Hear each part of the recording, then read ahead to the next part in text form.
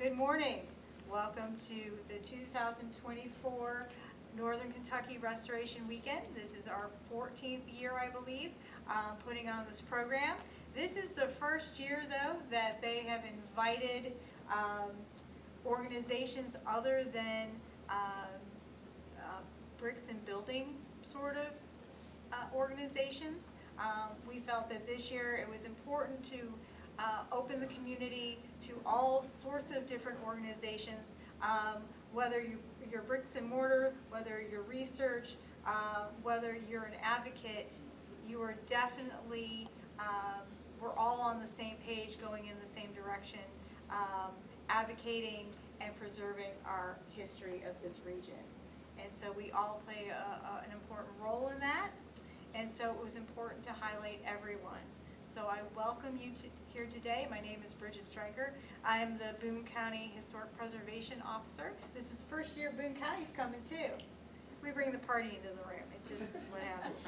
So we're going to get started today and with Curating Stories. We are going to put Behringer Crawford at the end, but we are going to get started with the Dinsmore Homestead. Kathy, would you like to come up?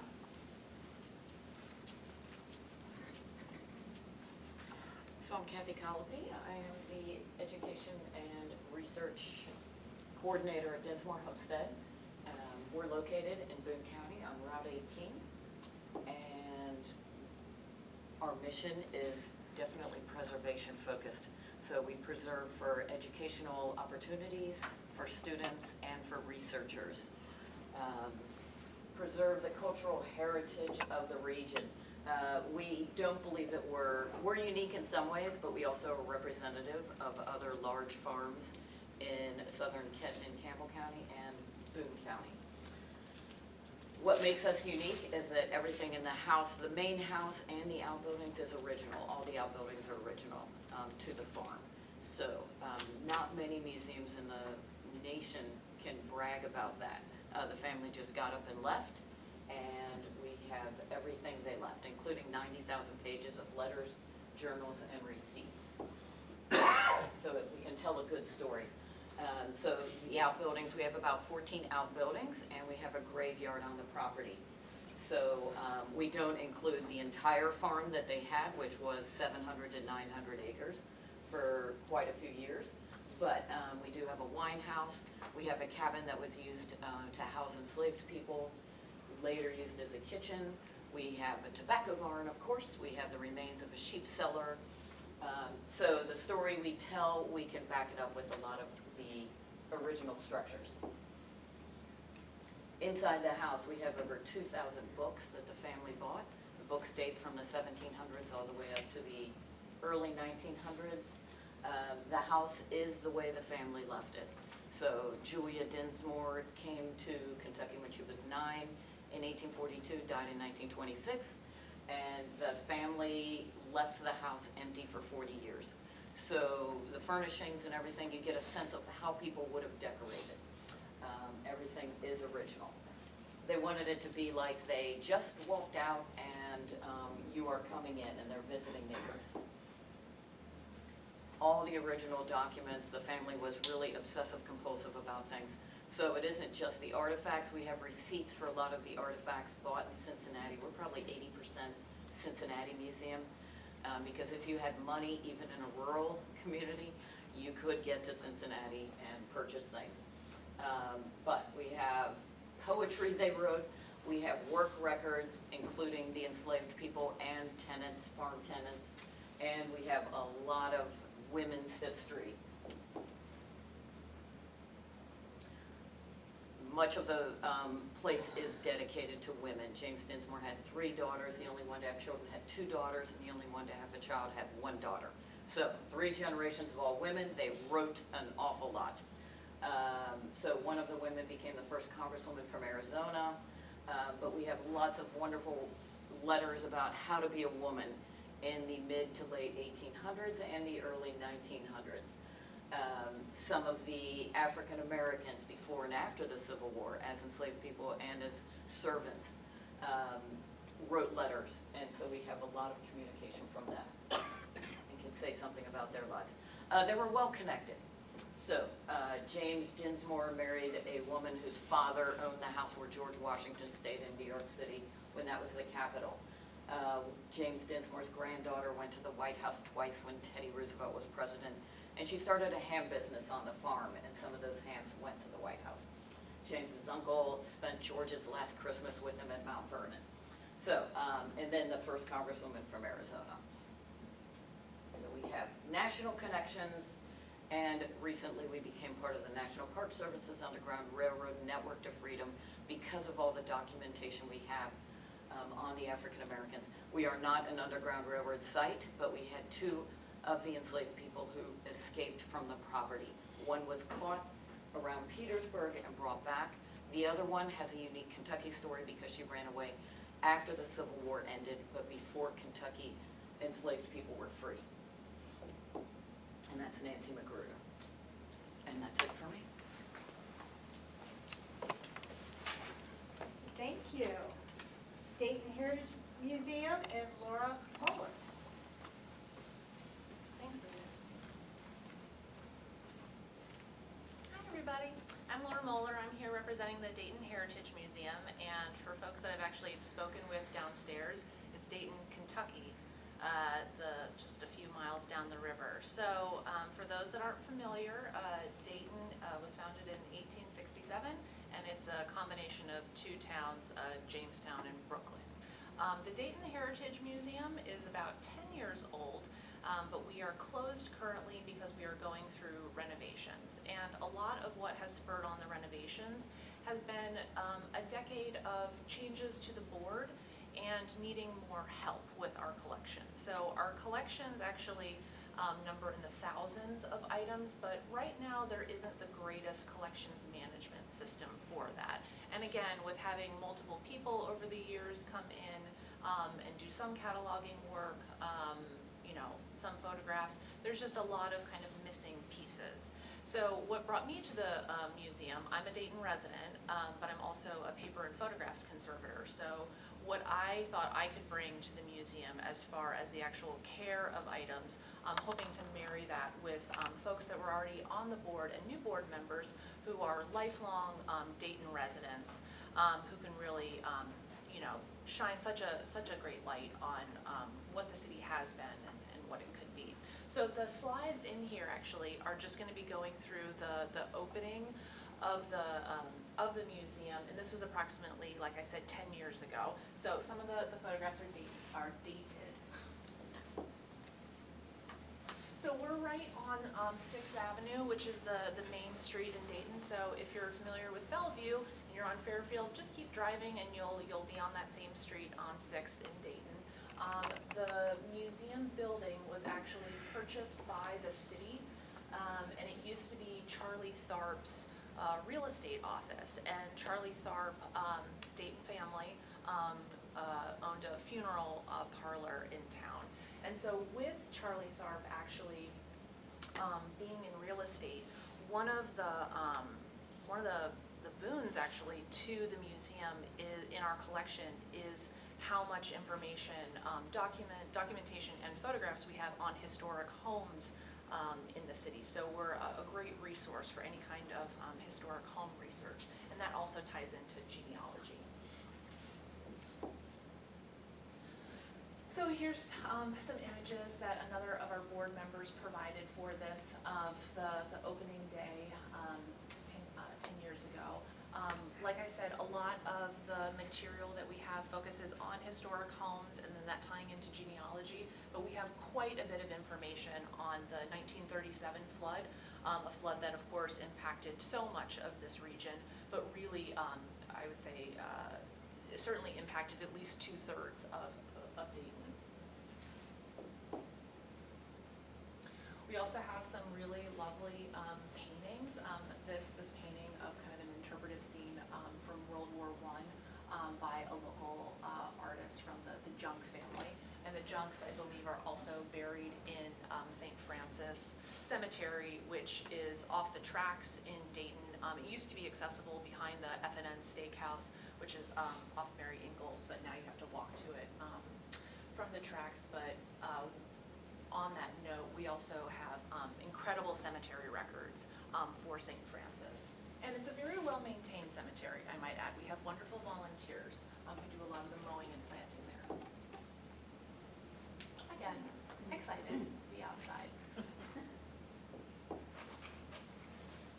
It's Charlie Carr and his family. Charlie was really such a steward for the museum and the city as a whole, really collecting so many items. We're absolutely indebted to his legacy. So on that, like I said, I'm here representing Dayton Heritage Museum. I'm actually filling in for another board member, Tina Nyer, who's wonderful. We have a really exciting museum. It's a cool chapter that we're in. We're renovating, we're reopening this summer. Please come downstairs to the cafeteria and get some paperwork for me so you don't miss our grand opening. Thank you. So now we're going to talk about the Gaines Tavern History Center, again in Boone County, Kentucky. Paula Jolly is here with us today, and you are the events coordinator for the city of Walton. Thank you.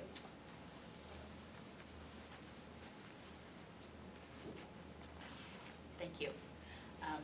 I am Paula Jolly, and as she's told you, I am the event coordinator for the Gaines Tavern History Center.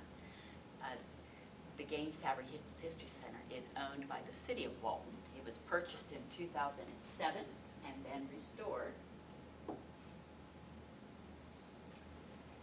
So there's our house.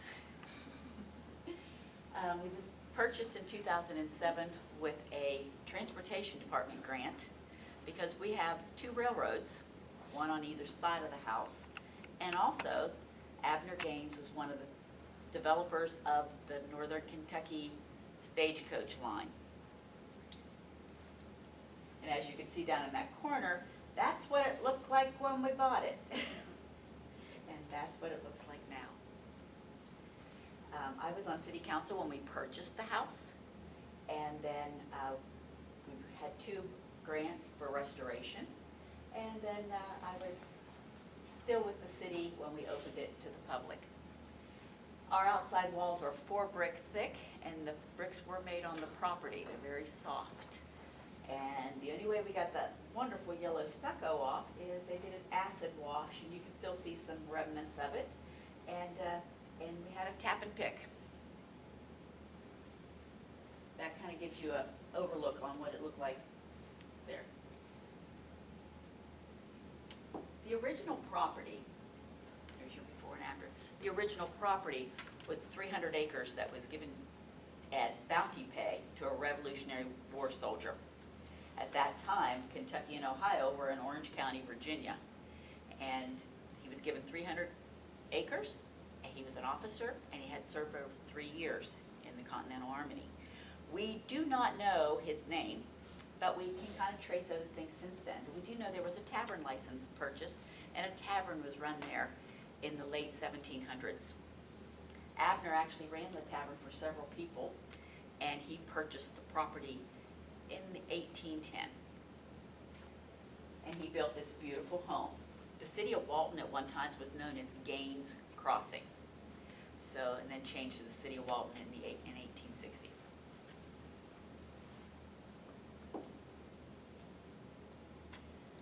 We have wonderful volunteers. These are our friends Stephen and Lori, and this was a very grand house in its time, and it's been several things since, and we're trying to bring some of the grandeur back to it. They stenciled this, hand stenciled this entire foyer into what it would have probably looked like at that time. The house over the years has been a stagecoach stop, an inn, family residence, an antique store, and a family residence, and now it is officially the Museum of the City of Walton. We had started with just dealing with things, keeping the house in the way it was at the time it was built, but it has been so many things over its time that we've increased that, and it basically is the Museum of the City of Walton. As I said, volunteers are everything. Oh, we're back. These are some of our rooms in there. This was this year, for the very first time, we did a grand Christmas. We had a tree in every room, and each tree had a theme. Our women's working room tree was done, that's the tree over there, that was done in all things that would have been used. There were spindles and safety pins and pearls and dried fruit. This is the ballroom. Up here, that's our ballroom, and some of the artifacts that are there. All the furniture in this house was donated or came with the house. We purchased it. It's amazing, several of the people in town said, I'd rather give that to you and you have it out there than to give it to my family and it get lost somewhere. So.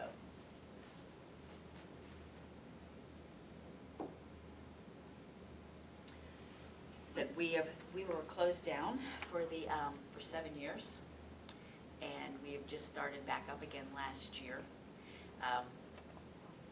We have several events. Our first event will start in June 9th, and we have a very short season. Volunteers, this year is the first time I've had so many volunteers, and I'm so thrilled that a lot of people are taking a lot of interest in this. And I urge you to come out and visit the Gaines Tavern Visitor Center. Thank you.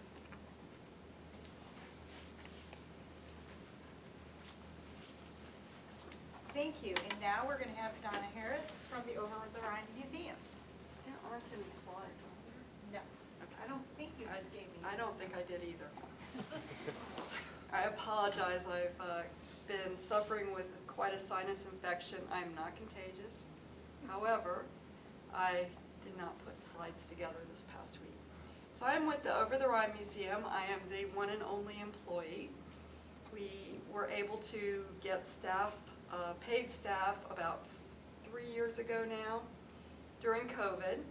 So it's been my job to kind of organize the museum so that we can move on to our next phase, which is opening the building. So the Over the Rhine Museum was started by several historians in Cincinnati who were watching Over the Rhine kind of get gentrified and changed drastically by developers, new homeowners, new businesses, and they were watching the old buildings, even though we're a historic district, and the buildings may look the same on the outside, they're very often gutted and reconfigured on the inside. So they were concerned that all the hundreds of thousands of stories of the people who lived there since the early 1800s was going to be lost, and that you wouldn't be able to see what a tenement looked like for a German family in the 1860s, or an Appalachian family in the 1950s, or an African American family in the 1990s. So they set out to research, preserve, and save all those stories. They bought a building on McMicken Avenue in Cincinnati. It's a little, just a little past Findlay Market, if you're familiar with that area. And our concept is to model after the New York, the Lower East Side Tenement Museum in New York. So what they do, if you've not been there, is they take a space and they recreate it as the home of the people who actually lived in that building. And that's what we've done. We are researching, continuously researching, but we have discovered over 150 families that lived in one of the two buildings on our property. We have just completed a National Endowment for Humanities grant that paid for us to create an interpretive plan for the building, which is just a museum word that means we have chosen which stories to tell and at what point in time to tell them. So we will be opening hopefully within the next 2 to 3 years. We have a lot of restoration that has to be done on the building. There are currently no bathrooms in there, so I work from home because that's kind of my job. Just, you know, it's like a stipulation in my contract. It's like I'm not moving there till there's a bathroom. But our goal will be to open in stages, first with the storefront on the first floor where we can do exhibitions, run our tours. We currently have walking tours of the neighborhood. We have a lecture series that we do at Memorial Hall. We have an oral history project that's actually archived with the University of Kentucky. So we have all of these stories of Over the Rhine being preserved. Now our next goal is to get them so that more people can access and know them. So the building will start with the Fetweiss family, who originally built the two buildings. They were stonemasons. Then we moved to the Kabakov family, who bought the building in the 1920s. They were Russian Jewish immigrants, and they came originally from the area that is now Ukraine. They were pushed out by Russia.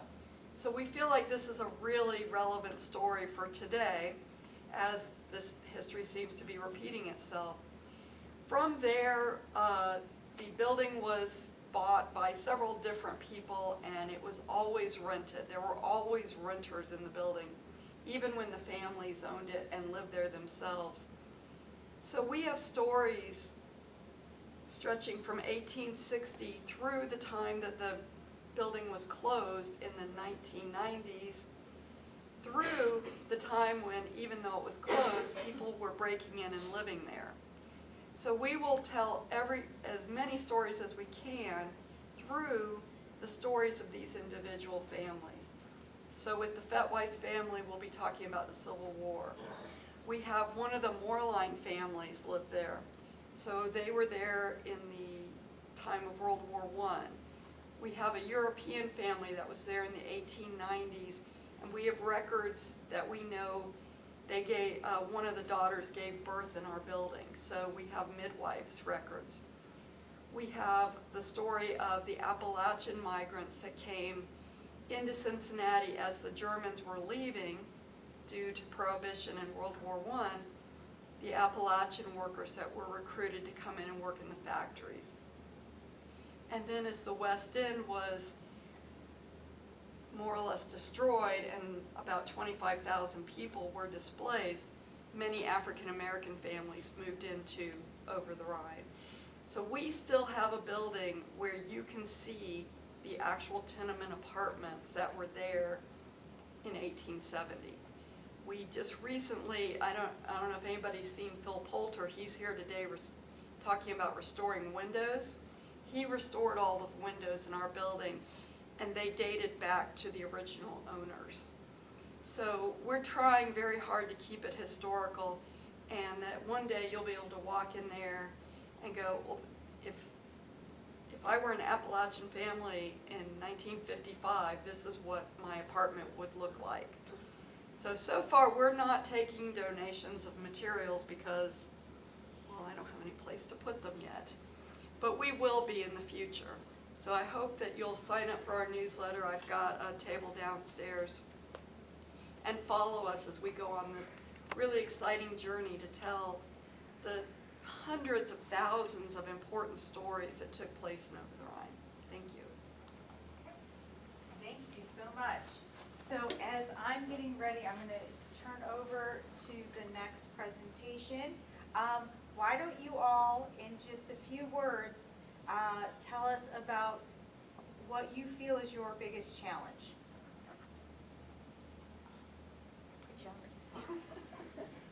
My biggest challenge, well, I'll jump first. Okay. One of our biggest challenges is everybody, as you know, they'll volunteer. Oh, I want to help you with this, but getting followed through is one of my biggest challenges, I think, and volunteers. This year, we have the largest group of volunteers we've ever had, and I think a lot of it stems from two different things. We had a big open house to the city and allowed everyone to come through, and some of them said, we just want to wear the dresses, because as you saw in the pictures, we wear costume. And another thing is, yes, we supposedly have ghosts. But I think funding to me, watching the pennies, finding supporters. We are owned by the city of Walton. We have our mayor is very much in support of our house. In fact, it was closed for 7 years until Mayor Brown came in and opened it back up. And it was closed by a previous mayor who thought it was a money pit. I have a few council members in our corner, and I have a few that aren't. And I think that is my biggest challenge of that, is to prove the importance of the history. I moved here 35 years ago, and it blows my mind that people that grew up here don't care about their history. This was an important part of the city of Walton, and it really upsets me when people think we just serve tea, and it's a nice house. I guess our biggest challenge would be finding volunteers, but also getting people to drive all the way out to Boone County, to near Rabbit Hash. A lot of people, even in Boone County, don't go there. So getting them all the way down Route 18 is a challenge. Preservation, I think we can do. We could always use more money, but getting people to come is a challenge. I think I would echo those sentiments for both of you, that there's definitely a desire and a will to help out the museum, but it's follow through. And again, Dayton, Kentucky, it's hard to actually get people to pass O'Fallon after they're in Bellevue. So it's both. And then there's always money. And we just have really exciting and wonderful stories to tell about the industry in Dayton and how much it actually has shaped the area. So again, I mean, it's regular life problems. It's time and money. I'd say for us, of course, time and money, but we are at a very critical point in our development. We own a building. We've done 7 years of intense research. We have our interpretive plan. Now we start a capital campaign to get the building open. So our next big challenge is getting the doors open. And that's going to take a lot of work from a lot of people, but we're in a good position to do it. We feel very strongly that we'll be able to do it, but that's our challenge for today. All right. Okay, so our next presenter is the Barringer Crawford Museum. And if you'd like to come up. Well, good afternoon, everybody. I'm Laurie Risch. I'm the executive director at the museum, and this is Jason French, who is our curator of collections. So we all have challenges, so ours is also a location issue. I mean, it's good and it's bad, right? We're in DeVue Park in Covington. It's great once you get there, but you gotta find it, and we're up on a hill, so if you get there, and then people have to get out of there. So how do we get out? Go downhill. So it's all downhill from there, so you either come up or you go down, but there's always so many challenges. We all face the same thing, from human to financial resources. And we've been around from 1950. We were started by the city of Covington, and then they decided, they really don't want to be in the museum business, so they turned it over to a board of trustees in 1979. So it started in 1950 as really a general natural history museum. We had collections from William Barringer, part of our name, who traveled worldwide and collected weird things like hairballs and shrunken heads. And then Mr. Crawford is the other half of our name, came in as the first curator, and he did a lot of archaeology. So we did all the digs, he did all the digs, mostly prehistoric digs, a lot in Boone County. And so he kind of started a little bit of that focus of changing from that general natural history museum and turning it more into a cultural museum, because with his prehistoric digs, it was a lot with the prehistoric Indian groups that were here. And also big part of the archaeological dig at Big Bone Lick. So that started kind of the twist of Northern Kentucky emphasis. And when the board formed, that's when they decided to keep heading in that direction and create a niche, because we didn't want to be competitors are the same as any other museum or Cincinnati Museum Center per se. So we focused more on local history and culture, and that's where we are. We started out, it's hard to see in this, but we started out in the DeVue family home. Half of it was built in 1848, the other half by the DeVues, and they moved in by 1880. And in 2007, we opened up our expansion. So that gives us now 20,000 square feet to be able to interpret and be able to collect and preserve Northern Kentucky's history. So we run from fossils, from Big Bone, and all the way up to art, from historic artists to even current day contemporary artists, and especially with our programming. So we do a lot of different things. Hope you've all have been there. Definitely come see us. But one of the things that lately that we've been undertaking is a lot of preservation of items, about our specimens or our artifacts. And so Jason has been working greatly with someone that he's going to talk to you about as far as what's been happening with the fossil preservation. By the way, this is the mastodon jawbone that Ellis Crawford discovered at Big Bone Lick, which is what led to the scientific digs at Big Bone. So that's what brought in the U.S. Geological Survey and all the other group, University of Nebraska, and that is the reason why. So, we were fortunate, we too have wonderful volunteers. And over the last several years, we had the opportunity to work with a young woman named Emily Simpson, who was a paleontology doctoral candidate at UC. She'll actually be finishing up here in a few months. She moved down to Tennessee to work, so we've lost her for the last 6 months or so.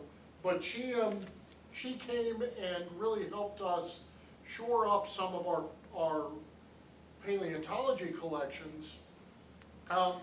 When you pull a tooth out of the ground, if you're fortunate enough to find one, it's been in moisture, it tends to stay together. As they dry out, they will fall apart.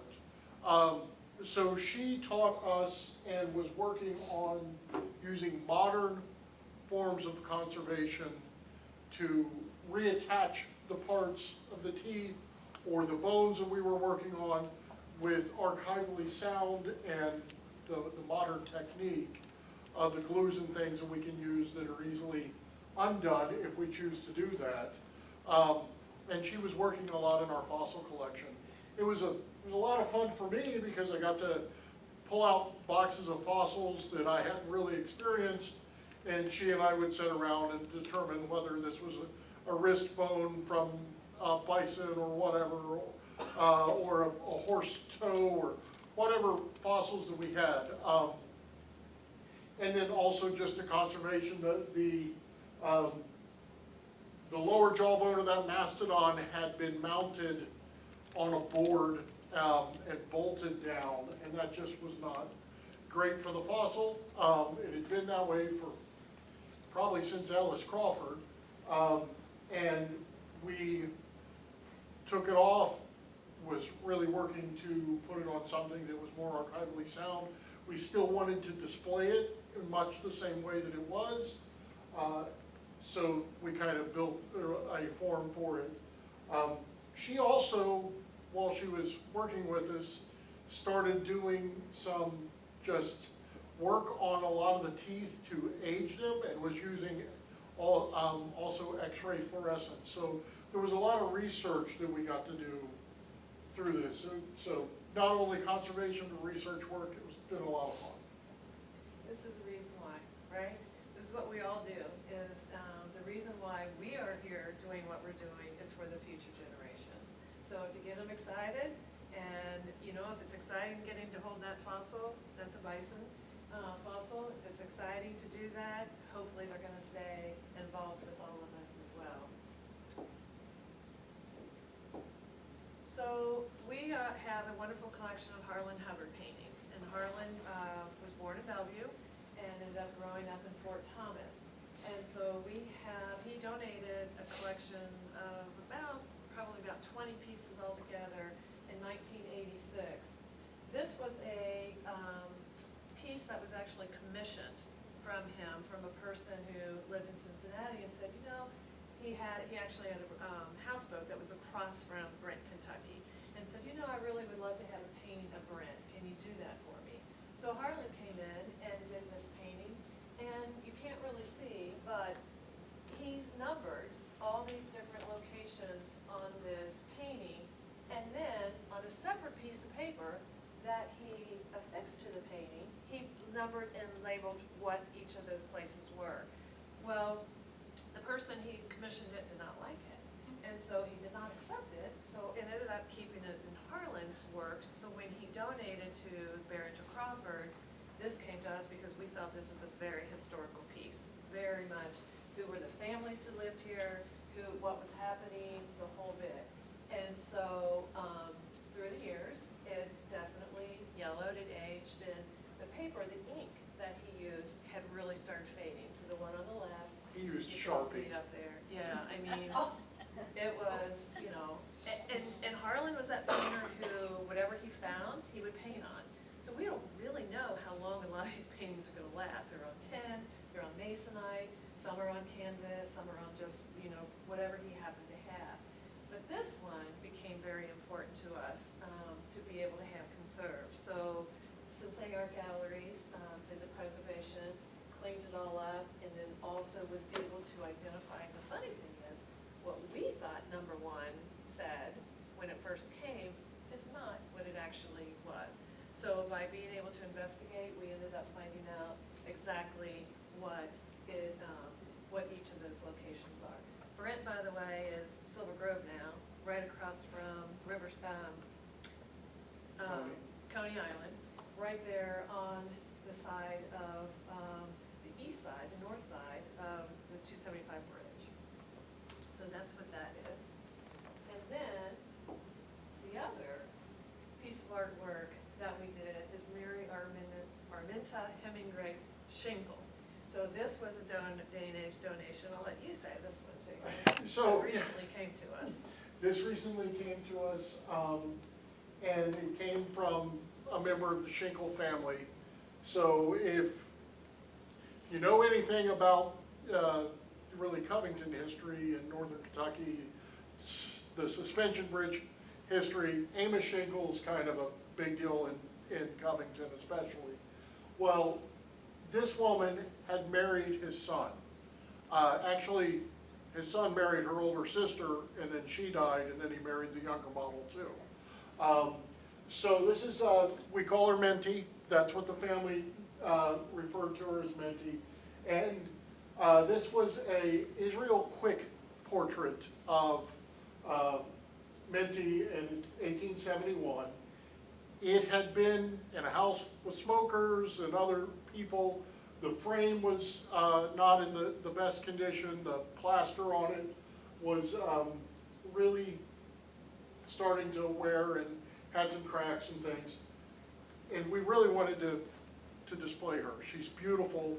It's a great piece of history. She's looks really nice. So that was also we you know, as we did our due diligence, we talked to a number of different conservators to see what could be done.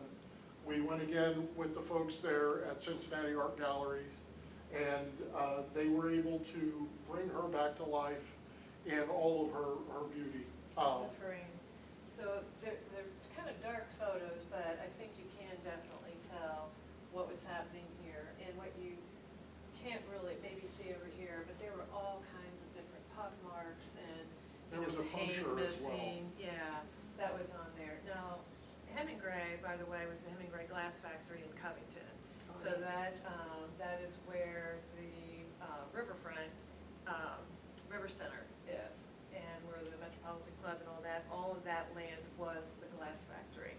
So the site was dug in archaeological was in 1985, 86, and all of that is at Barrington Crawford as well. And this is, there's like 200,000 pieces from that site. And this is an up-close version of her after the restoration. So so you can see just how beautiful she is. I mean, the jewelry just glistens even in the restoration. So we're in DeVue Park. That's our website, and email if you have any questions, and love for you to visit. We also have a table downstairs, so come see us. Thank you so much. Excellent. We have time for questions. Does anyone have any questions for the group? Yes. Are there other major paintings by Israel Quick in the area? He is a known artist. I believe the Art Museum has Israel Quick paintings as well. And I'm trying to remember if he was associated at all with the Art Academy. I know that he may have been associated with the Art Academy, but I cannot recall if he was fully. We still, as probably everybody here, we get something and it takes a lot of time for research, you know, and trying to figure out, you know, who are all these people. And sometimes it's right away, you know, and sometimes you have to do additional. And also want to introduce Pete Nerone, who's just asked that question, as one of our board members. Does anyone else have any questions? I do have another. Okay, you, absolutely. And this is for the Gaines Tavern in Walton. You tried to find who the Revolutionary War soldier was? No, we couldn't quite figure out who he was, because for the longest time, we couldn't find anything, because they were looking in Kentucky history. And finally, someone says, no, that was Orange County, Virginia. That's how we were able to find that. We do know that at one time, Levi Todd, who was Mary Todd Lincoln's grandfather, owned the property. He got it as payment for doing legal services. And so we have several of the other people all the way up to a certain time frame now. And we're kind of lost, and we're still trying to do more research on that. But we do know that Abner ran the tavern for a few of them, and then he finally purchased the property and then built that house. And actually, he was going to build another wooden structure house, because he had one of those on the property. And it was a Colonel Walton who talked him into building it out of brick and lent him the money. So we are the city of Walton.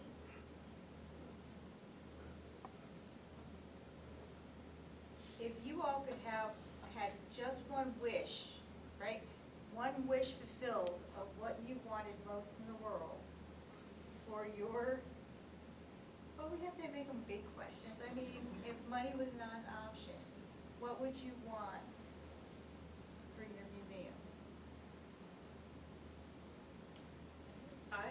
Honestly, I think my wish is that there is much greater appreciation for history, and not even necessarily for a museum, but for in general.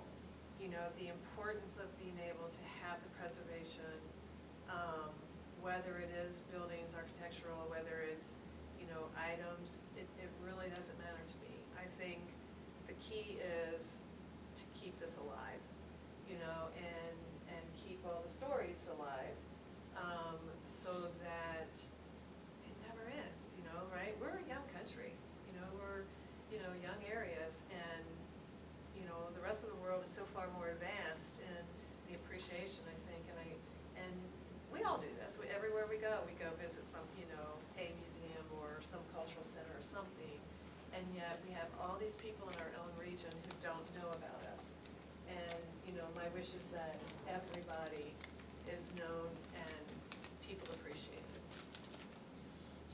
Well said, for sure. I absolutely agree. I'm gonna build on that and just go with the 30 to 50-year-olds. It's really hard to get them to go to a museum and get them interested in history. So I'd like to reach the younger kids. We have people on the board saying, oh, well, we should do a cornhole tournament. Like, no, we're a museum, history museum. If it takes that, then I'm not sure that these are the people who are gonna support us in the future. But yeah, bringing people in that group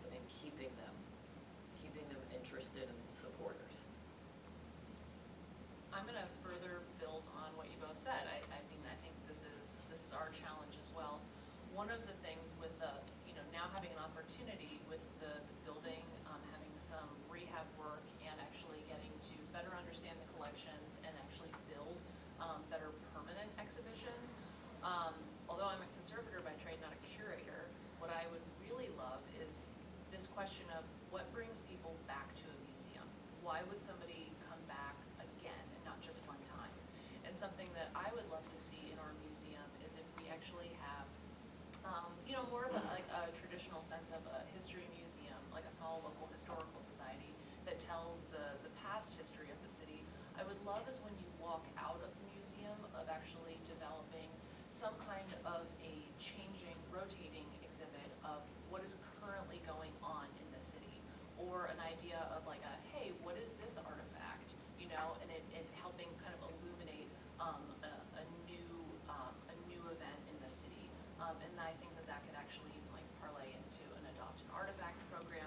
I think there's so many opportunities to get people to come back again and again, but it's really having the bandwidth and people to actually do this work, and it's quite a bit of work.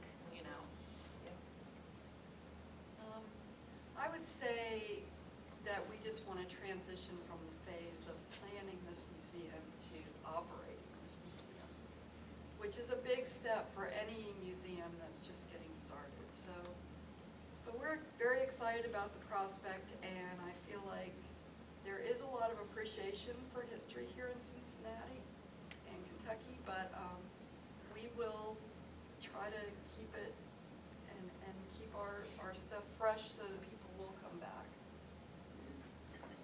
I would say probably, once again, getting people that are interested. As I've told you, I am not from here, but I've lived here 35 years. So you can say Walton is my hometown now. But getting people that are interested, it blows my mind. Walton is a very small town, and let's face it, the house is a little huge. People that have never been there, that live in our town, that live 5 minutes away, and they've never been there, or look at me when I'll say, oh, well, I'm with the Gaines house. Well, where's that? Up the street, and on that part of it. But I will tell you, we've been, I think God knew I was about ready to throw in the towel on a few things, but all of a sudden we've gotten some major interest. I went to our high school, to the principal, and talked to him about his agricultural class coming out and redoing our landscaping to how it would have been in the early 1800s. As of right now, we had whatever somebody thought looked nice there, but it wasn't, period. He not only thought it was a wonderful idea, but has told the children, or the students, you're gonna put it in. So they have spent the last few months doing research on what type of plants would have been at that house when it was built, and they've sent me a plan. The city will pick up paying for the plants, and then they will be coming out. And I was thrilled when their principal said they need to have ownership in this. They need to have a stake in this, and I was thrilled when he did that. And they have put together a beautiful plan when we get, and they'll be putting it in next month. Money is always a good thing. I am probably the most frugal. I used to be frugal, now I'm just cheap. So that is very big to me. We need a lot of work. We had a lot of work done, and then the house was ignored. It was ignored, and now we're bringing it back. So there are a lot of repairs to be done. Finding someone who can do the repairs and keep it historically accurate. That's a struggle. Our old plasterer came out of retirement to do our plastering last year. And it really upset his health, so he can't do it again. But trying to find somebody that will come out and do that, and when I tell them, no, it has to be historically correct. And they're like, well, we can do fiberglass. And I'm like, no. Historically correct for this. that's a struggle and a strain, and if we had some type of a networking thing where we could say, hey, by the way, this person does this, hey, this is why I really enjoy this, because we're going to meet and talk to people who do those things, and this is a great opportunity for all of us. And like I said, I have council members that want to know every dime that I've spent. I have people that come to me and say, I don't like my tax dollars going to that old house. Believe me, I've had them say that to me. And then I have to explain to them the history of the house. Then they're like, oh, nobody told me that. Well, yeah. My filter's broken, just to let you all know that. I'm old and my filter is broken. And I really struggle not to go, duh. But Jason, did you want to add any? Well, you know, much of what we've talked about, our region has had museums in it for 200 years. And, you know, there's always going to be that challenge of engaging the next generation of people to have an interest, to be excited about something. And for me, what I look for is more people, however, whether it's outreach, people coming to us, that I can hand something to and give them an experience.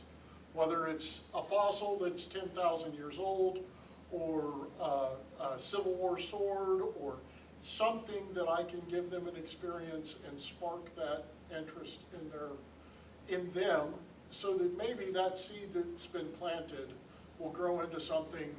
You know, hopefully we get them at this age, we'll get them at a little taller, we'll get them a little taller, and by the time that they're 20 or 30, they have a passion for it. But, you know, our culture has changed a lot in the last 50 years, and we've got to just try to get it back so that we can bring people's interest back like we did 50 years ago for the bicentennial of the nation. We're now pushing the 250th, so maybe that'll get that spark for so many people in the future. That's what I'd love to see. Perfect, and that's going to be in 2026. We have just a couple of minutes. Does anyone have any questions at this point? Okay. Did you want to say anything and wrap up? Do you have any events coming up, any fundraisers for your organization that you would like to mention as we close out today? We are currently doing a horse racing exhibit, and it's the Northern Kentuckians legends that are involved somehow with the Kentucky Derby. The Kentucky Derby is now in the 150th, next week will be the 150th running. And so we've had a lot of Northern Kentuckians who were involved either as jockeys or trainers or breeders. And that's on display right now in our opening reception is today at 2 o'clock. And we'll be leaving here a little bit early. But, and we also have the invasion of Barbie. So Barbie is now 65 years old this year. So we had about 3 or 4 collectors that brought their Barbies in, and they're on display. And we also, when we were talking about Brent Remembered with the Harlan Hubbard painting, the other reason why we wanted that restored is because that's potentially going to be on the cover of the new book about Harlan and about Harlan Hubbard in his youth. And we were recipients of a van load of archival materials that were diaries and photographs and everything else about Harlan and his youth. And so that was utilized by the researcher who is the curator at the Kentucky Derby Museum, as a matter of fact, Jessica Whitehead, who has written this book. And so this will be going on tour starting next year. It'll start in Louisville at the Filson Society. It'll come to Barrington Crawford. It'll go to Madison, Indiana, and it'll be a lot of different Harlan Hubbard books or paintings, and also recognizing the new book. So horse racing, Barbie, Hubbards. Perfect. We're having a Derby Day party on Derby Day on the lawn. The TV's set out. We're doing barbecue this year. Harmon's, I think Harmon's barbecue. later in the summer, we're doing a fine arts event. The family wrote their own poetry, published it, and knew a lot of people from Cincinnati Art Academy, and we have original artwork from family and friends. So we'll be focusing on that. And in the fall, we hope to be doing something on spiritualism, which they were very into in the 1850s and 60s. Went to seances and mediums, went to see mediums in Cincinnati. So we're going to do a tour based on that. So we do have a website, and that will have our calendar of events. Good. We hope to be doing a fundraising effort at the Dr. Taylor House in Dayton, which is the oldest existing home on the hill. Dr. Taylor was a dentist and actually opened a dental school, and I believe graduated the first woman dentist in this country. So we hope to be working with the owner of that building for a fundraising effort for the museum. The house actually was just listed on the National Historic Registry as it was a stop on the Underground Railroad. And then we are really pushing to be open by Labor Day, because our postcards say summer of 2024. We have a book signing coming up May 18th at First Lutheran Church, right across from Washington Park.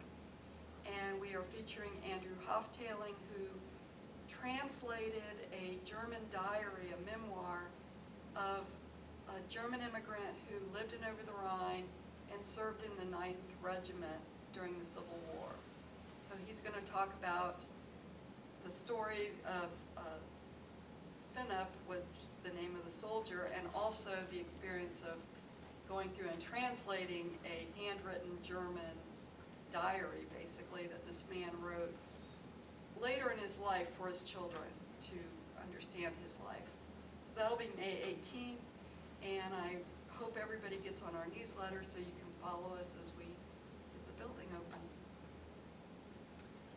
Our first event this year will be a tea on May the 19th. It's a Sunday from 2 to 4.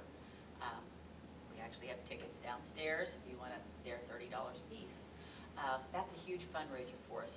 We serve it on fine china, and we have limited seating for that. And then our season opens on June the 9th. We are open the second Sunday of each month from June through October. Our first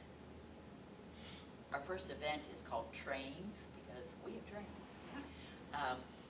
And then our second event will be in July, and that is on the Civil War. Several people may have known Jack Rouse, who wrote several books about that. He actually did some papers on Snow Pond Skirmish. His daughter, Mary Beth, has taken up that. She's going to be in charge of that event. August, we will be doing quilts and linens. And then in September, we're going to celebrate the history of Walton. That's on the weekend of our Old Fashioned Day, which is a big deal in Walton. And we'll be celebrating the history of the Gaines family and the history of Walton. October will be our fall festival on that Sunday. October the 24th, we will have ghost stories at the Gaines house. Unfortunately, a lot of creepy things have happened in that house. And for some reason, people just love to hear about that. Would you like me to send a few ghosts out? We have some. Or so I've been told. That'll be the evening of the 24th. And then we will close our season with an open house for Christmas. Every room will be decorated. That will be a no charge. That one will be. We do ask, could you bring something for the Walton Verona food pantry in order for admission to get in, but we have 10 trees, 9 mantles. It's a little exhausting, but it's gorgeous. And so that will end our event. We do close the house down over the winter. Something about freezing pipes I'm not thrilled over. And so those are, and there is a list of our events downstairs at our table with our schedule and information about the house. And we recently are added to the website for the City of Walton, and we do have our own Facebook page. So. There you go. Thank you so much for sharing with us today. Thank you all for coming today. We look forward to seeing you through the rest of the day. I think our next session is going to be on researchers. So that's what we have next. Have a wonderful afternoon, and thank you for coming today. Thanks, Maria.